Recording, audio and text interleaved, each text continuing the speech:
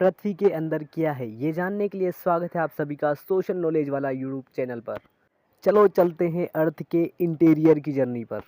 इस वीडियो में हम अर्थ के पूरे इंटीरियर को एनिमेशन के थ्रू समझने की कोशिश करेंगे, जो एग्ज़ाम और नॉलेज दोनों के लिए ज़रूरी है। शुरू करते हैं अर्थ इंटीरियर। आपके लिए सबसे पहले यह जानना ज़रूरी है कि अर्थ का इंटीरियर कोई एक सिंगल स्ट्रक्चर नहीं है।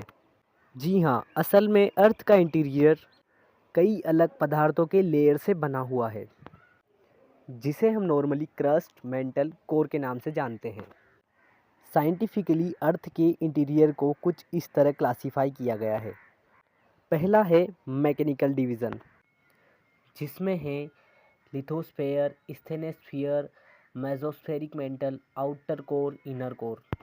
इसके अलावा है केमिकल क्लासिफिकेशन, जिसमें हम crust, upper mantle, lower mantle, outer core, inner core में डिवाइड करते हैं। आइए अब इनको डिटेल में देखते हैं। Mechanical division. लिथोस्फेयर इसका सबसे थिक लेयर है। इसका थिकनेस 100 से 120 किलोमीटर होता है। अर्थ का लिथोस्फेयर कई सारे टुकड़ों में बटा हुआ है, जिसे हम टेक्टोनिक प्लेट्स कहते हैं। इन प्लेट्स के मूवमेंट को टेक्टोनिक मूवमेंट कहा जाता है। प्लेट्स के मूवमेंट का कारण प्राइमोर्डियल हीट होता है, बहुत पुराना हीट।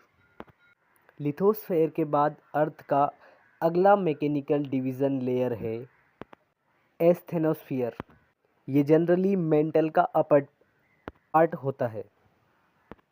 इस लेयर का डेंसिटी लिथोस्फेयर से ज़्यादा होता है। ये विस्कस, मैकेनिकली वीक और डक्टाइल नेचर में पाया जाता है। इसके ठीक नीचे लोकेटेड है मेसोस्फेरिक मेंटल, जो अर्थ के वॉल्यूम का 87% और मास का 67% है। इस लेयर में काफ़ी टेम्परेचर डिफरेंट होता है, जो टेक्टोनिक प्लेट्स के मूवमेंट में मेजर रोल करता है। इसके बाद आती है अर्थ की अगली layer, outer core and inner core. दोनों में सिग्निफिकेंट डिफरेंट होने के कारण दोनों की स्टडी अलग अलग की जाती है। आउटर कोर इनर कोर के चारों ओर सराउंडेड है। ये नीफे यानी कि निकिल और फेरस यानी कि निकिल और आयरन से बना हुआ है। आउटर कोर बहुत सारा प्रेशर झेलने के बाद भी लिक्विड स्टेट में पाया जाता है। साइंटिस्ट के अनुसार यहाँ जनरेट हुए करंट ही अर्थ की मैग्नेटिक फील्ड के लिए जिम्मेदार होते हैं। आउटर कोर के ठीक नीचे है इनर कोर। ये भी निकिल और आयरन से बनी होती है, लेकिन यहाँ निकिल की मात्रा कम होती है। यहाँ का टेम्परेचर 6000 डिग्री है, जो लगभग सन के टेम्परेचर के बराबर है, लेकिन एक्सट्रीम प्रेशर के कारण ये लेयर सॉलिड है। अब हम बात करते हैं अर्थ के केमिकल डिवीज़न के बारे में। Chemical division.